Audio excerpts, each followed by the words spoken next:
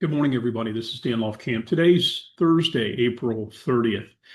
In my cancer journey, my health journey, I wanted to share a quick update. A couple of weeks ago, obviously, I had a bit of a scare at that point where I had a whole lot of viruses attack me, and I ended up in the hospital for almost 8 days.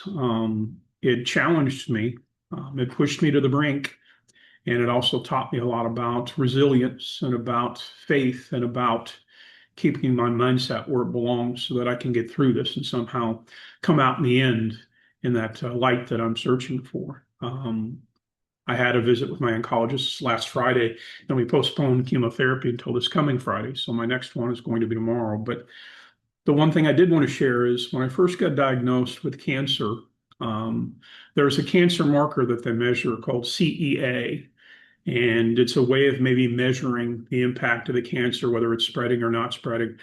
And when I began this journey some 7 months ago, my cancer marker CEA was 474. Now, normal is five or less. 3 to 5 is the area that you want to be in. And so I started out with a bit of a challenge. Now, I'm not saying that people aren't worse off than I was, and there certainly are. And I send love and light to them and tell them, keep fighting. That's the only thing you can do. Do the best you can. Give yourself some grace and listen to your medical staff and try to follow the procedures as best you can, but you got to fight it. But on the other hand, I'm going to pat myself on the back and say I'm fortunate too that I've had the progress that I've had in that this last Friday in that oncologist visit. My oncologist shared with me that my CEA marker now is down to 18. So 18 in translation, I unfortunately made the mistake of looking it up on the internet again, which is my fault. I always want to look everything up. It's very simply somebody who's in early stage cancer, which means that I made some major strides from being in the fourth quarter and being desperate and trying to do everything you can to try to get it down to now a level where I think I can honestly allow myself a little bit of hope and say that there's a possibility that I might get past this stage and then it'll be maintenance for probably the rest of my life, trying to keep an eye on making sure my health is what it should be and I'm doing what I'm supposed to. So I'm grateful for all the support. I'm grateful for all the individuals sending the prayers. I'm grateful for those who support me through this. Just know that I love you.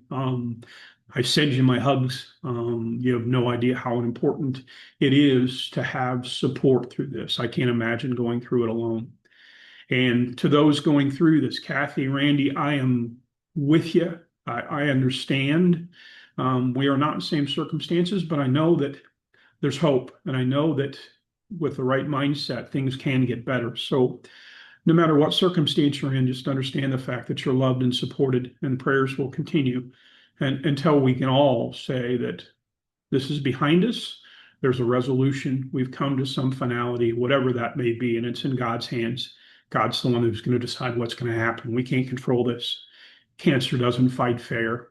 And unfortunately, it's unpredictable. And that's the unfortunate part is we can't anticipate much. We can just do the best we can. And again, follow the medical team's instructions and say, I have to trust in you because not my expertise. I just want to get better.